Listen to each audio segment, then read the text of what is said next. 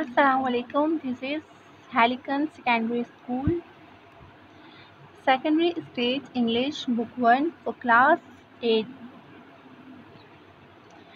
Today we are going to read all exercises of Unit number 2 Role Model Shah Abdul Latif.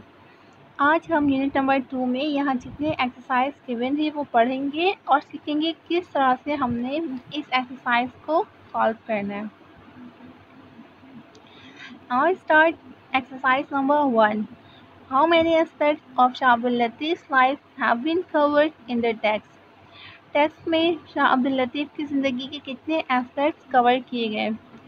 There are 7 aspects of Shah Abdul Latif's life have been covered in the text. Text में शाह अब्दुल लतीफ़ के 7 aspects cover किए गए. Question number 2. List all these aspects in your notebook as shown below.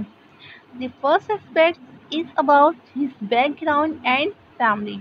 First aspect Shah Abdul Latif के background and family के बारे में है. The second aspect is about his name. Second aspect Shah Abdul Latif के नाम के बारे में है. The third aspect you will have to fill. Now exercise number 2.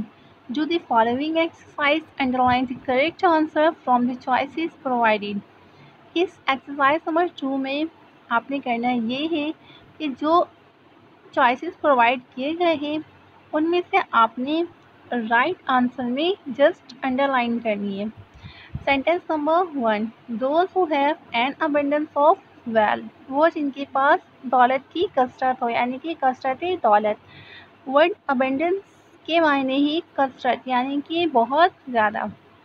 अब इसका राइट ऑप्शन है अलर्ट ऑफ वेल्थ, इसलिए हमने यहाँ पे अलर्ट ऑफ वेल्थ में अंडरलाइन कर दिए.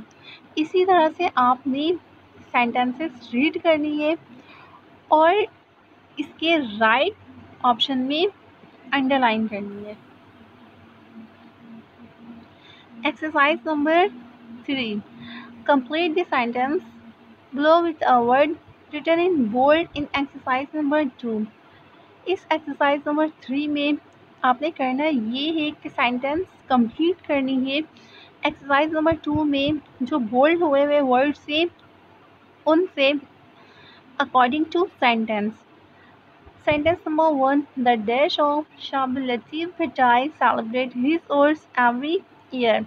शाह अब्दुल लतीफ़ का उर्स हर साल सेलिब्रेट करते हैं उनके डिवोटीज, उनके चाहने वाले. अब इसी तरह से आपने सेंटेंसेस यहाँ पे रीड करनी है और सेंटेंस कंप्लीट करने हैं. एक्सरसाइज नंबर 2 में जो बोल्ड हुए हुए वर्ड्स हैं उनसे अकॉर्डिंग टू सेंटेंस.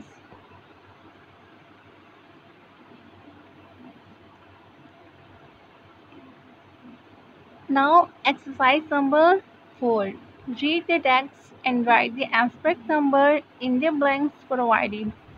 इस एक्सरसाइज में आपने करना ये है कि सबसे पहले टेक्स्ट को रीड करनी है और एस्पेक्ट नंबर लिखने हैं जो यहाँ पे ब्लैंक प्रोवाइड किए गए हैं उसमें.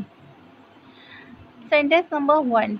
He found pleasure in praying, thinking and devotion.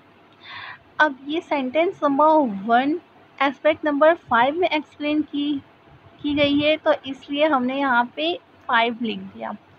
Sentence number 2. He was married for a short time period of time only. ये सेंटेंस नंबर 2 एस्पेक्ट नंबर 5 में एक्सप्लेन की गई है, इसलिए हमने यहाँ पे नंबर 4 लिख दिया. इसी तरह से आपने सेंटेंसेस को रीड करनी है और उसके एस्पेक्ट नंबर लिखने हैं कि कौन से एस्पेक्ट में ये सेंटेंस एक्सप्लेन की गई है. Now exercise number 1, unit number 2.3. Fill in the blanks with the positive or negative form of suitable modal verbs can could. यहाँ पे जो blanks है इसमें आपने फिल करनी है modal verb can या फिर could. सबसे पहले can और could समझ लेते हैं इसके uses क्या है, किस तरह हम इसे यूज़ करेंगे. Can, we use can to talk about someone's skill or general abilities at a given time in the present। हम कैन यूज़ करते हैं प्रेजेंट एबिलिटी के लिए, यानी कि प्रेजेंट में किसी काम को करने की एबिलिटी आप में है, उस काम को आप कर सकते हैं, तो उसके लिए हम यूज़ करेंगे can. could, we use could to talk about past time।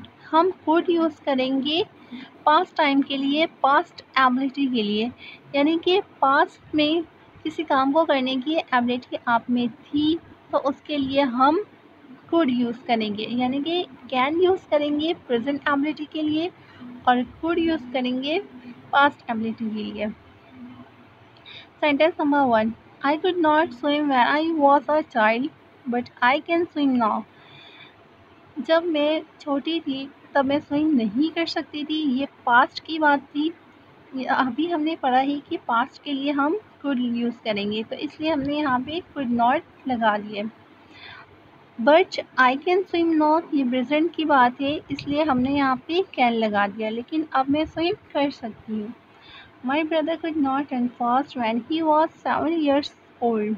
जब मेरे ब्रदर 7 साल की थी तो वो तेज़ नहीं दौड़ सकते थे। But he can run fast now, लेकिन अब वो तेज़ दौड़ सकते हैं। Nowadays, Sarah can speak English fluently, but she could not speak so well a year ago।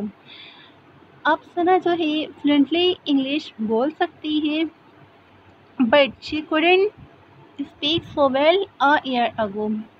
तो लिहाजा हमने यहाँ पे कैन यूज़ किया है प्रेजेंट के लिए और कुड यूज़ किया है पास्ट के लिए, यानी कि प्रेजेंट में किसी काम को करने की एबिलिटी है तो इसके लिए हमने कैन यूज़ किया है, और पास्ट के लिए हमने यहाँ पे कुड यूज़ किया है।